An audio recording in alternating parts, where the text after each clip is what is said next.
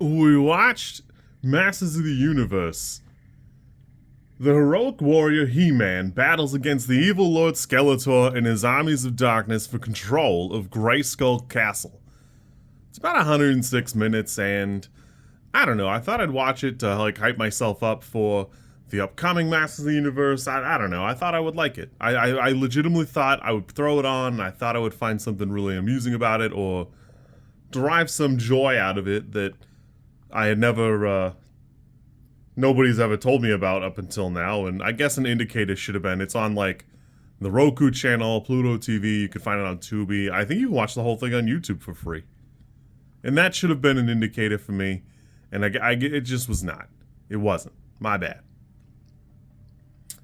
I don't know. I thought this would be really interesting, and at the end of the day, it really just is a mess. It's exactly what you would think any toy movie would be, but it's actually baffling on a lot of levels because Gary Goddard wasn't like a slouch. I mean, it's real early into his career, but he's got some pretty interesting filmography, even if most of his stuff is, writing credits.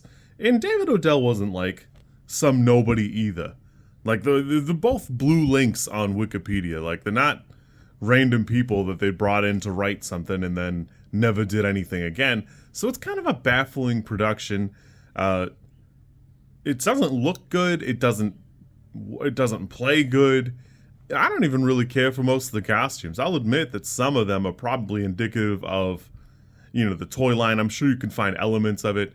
I can't say I've ever seen He-Man with a cape. I'm sure it's a thing, but it does seem kind of baffling. I do really appreciate this. I'm going to try and find a photo of it to post here.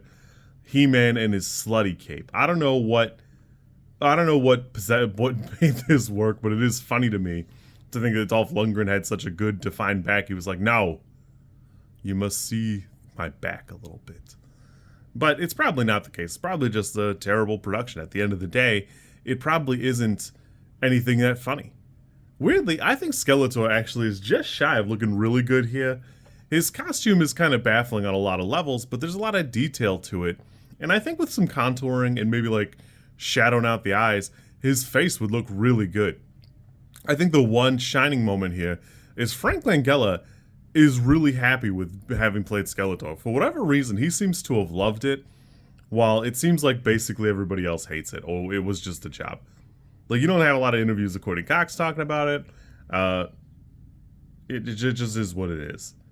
I thought I would really enjoy this. I do think that Gwildor is like a precursor to Jar Jar Binks, like some sort of a evil omen for the oncoming shadow that would be Jar Jar Binks later on. I gotta say, I would admit to you, I've seen some He-Man. I watched a little bit of the cartoon from the 80s. There was one in, I think, 2010. And I don't know, I had a couple of the toys. I've seen some of it. I understand. And it's kind of weird that Prince Adam isn't a thing here. And I don't know, maybe later in the cartoon there just isn't a Prince Adam. He's just always He-Man. But it's kind of baffling in this movie that it does seem late into He-Man's career. Because, sure, there was another theatrical release. It's The Secret Sword. It's mostly about He-Man and She-Ra. But you think if you were going to do a live action, it would just be, this is He-Man and this is kind of the basics of what it is. I actually kind of commend that theme in that it's late into the career of He-Man. You're not at the beginning. You don't have to relearn everybody. It's just, here's He-Man. This is what his deal is. Good luck. Skeletor seems to have almost won. Better figure it out quick.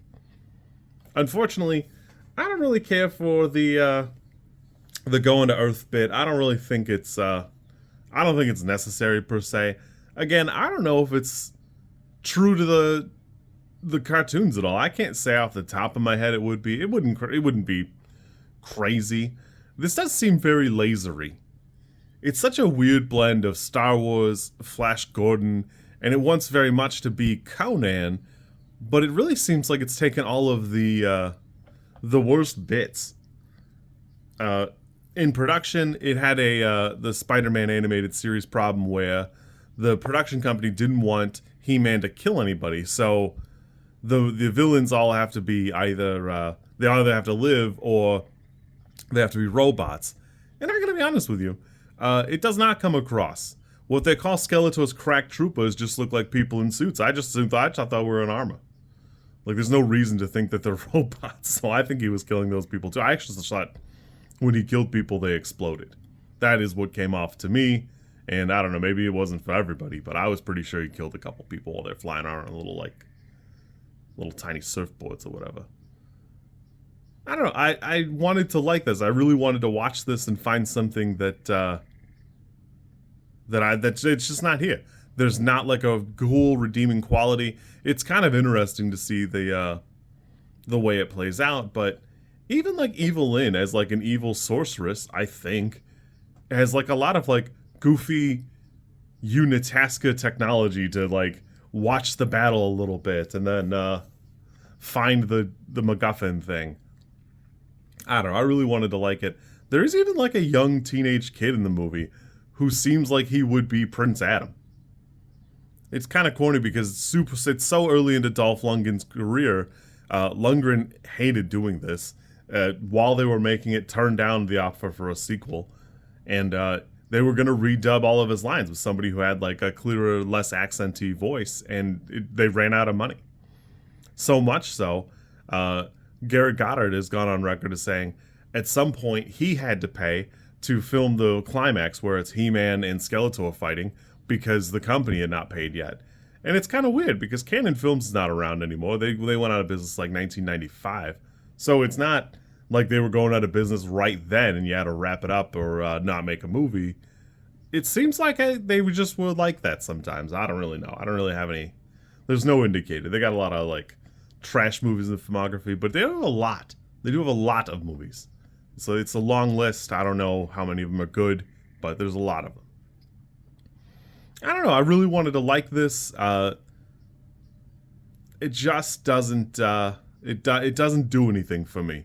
I want to like it, but really, I think the only redeeming quality is Frank Langella as like kind of a.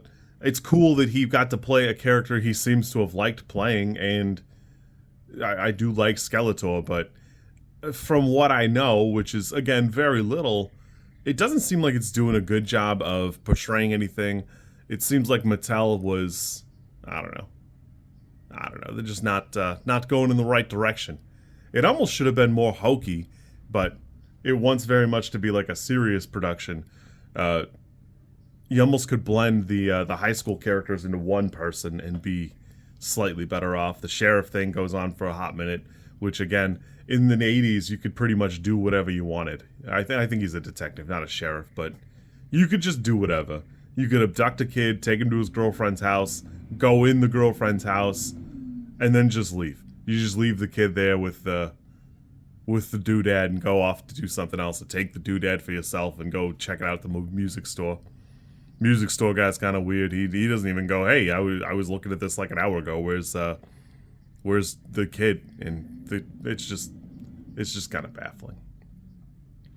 Oh well, I thought this would be, I don't know, I thought it would have some cool redeeming qualities. I mean, it's part of pop culture, but not really in a good way.